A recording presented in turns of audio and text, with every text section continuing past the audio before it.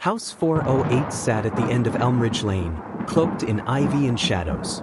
Everyone in town knew it as that house, the one whispered about in the halls of Westridge High, the one you dared your friends to approach on Halloween night. Abandoned for nearly a decade, its paint peeled like old skin, windows like blind eyes staring into nothing. No one went near it, not after what happened there 10 years ago.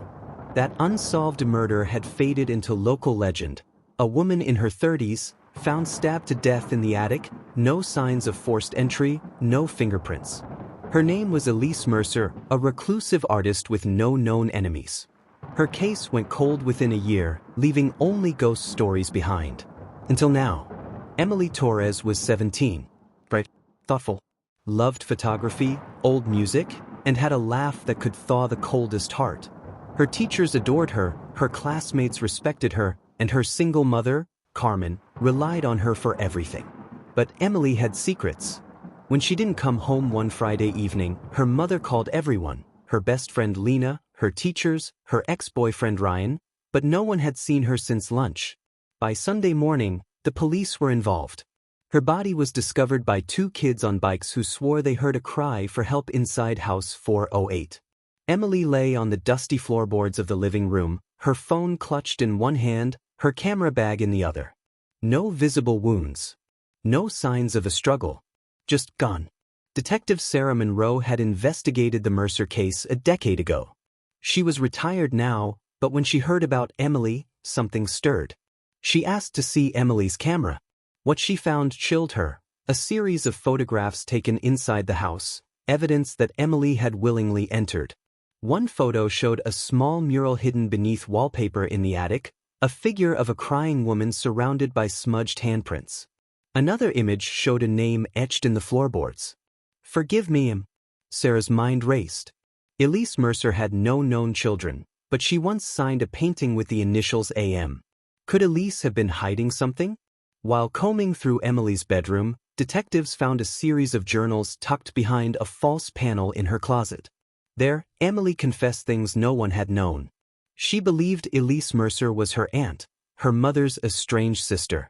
Carmen had changed her surname after running away from an abusive household, severing ties with Elise to protect Emily. But Emily had found the connection a year ago while working on a school project about local history. Old records. Newspaper clippings. A photograph of Elise with Carmen as children. Emily had become obsessed. She believed Elise had been trying to send a message from beyond the grave. The journals revealed Emily's growing conviction that Elise's murderer was someone close to her, possibly Carmen. Detective Monroe confronted Carmen, who broke down and told the truth. Elise had been pregnant. The father? A man named Alan Moore, M.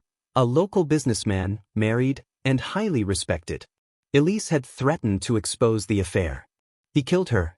But Carmen, terrified and already alienated from her family, stayed silent. She fled town, changed her name, and raised Emily in hiding. When Emily confronted her about Elise a month before her death, Carmen denied everything. But Emily kept digging. And Alan Moore had found out. Emily had recorded everything. Audio files hidden in her phone revealed a conversation between her and Moore, where he begged her to stop. She said she would go public. Moore lured her to House 408 under the pretense of giving her Elise's journal, the final piece. But something went wrong. The toxicology report, delayed by backlog, showed Emily had been poisoned, arsenic in a soda bottle she brought with her. With the recordings, journal entries, and old DNA under Elise's fingernails, matched now with newer tech, Alan Moore was arrested. A beloved community figure unmasked. The town reeled. Carmen broke. Her grief over Emily, her guilt over Elise, her silence, all of it came crashing down. She publicly confessed her knowledge of the past. No charges were filed. She was seen as another victim. House 408 is still abandoned, but now it's guarded. A small plaque stands at its rusted gate, placed there by students and teachers from Westridge High. It reads, "In memory of Emily Torres, 2007 to 2024, whose truth brought light to darkness." No one speaks of ghosts anymore. Only of justice, and the brave girl who exposed it. What happened in House 408? Now, everyone knows.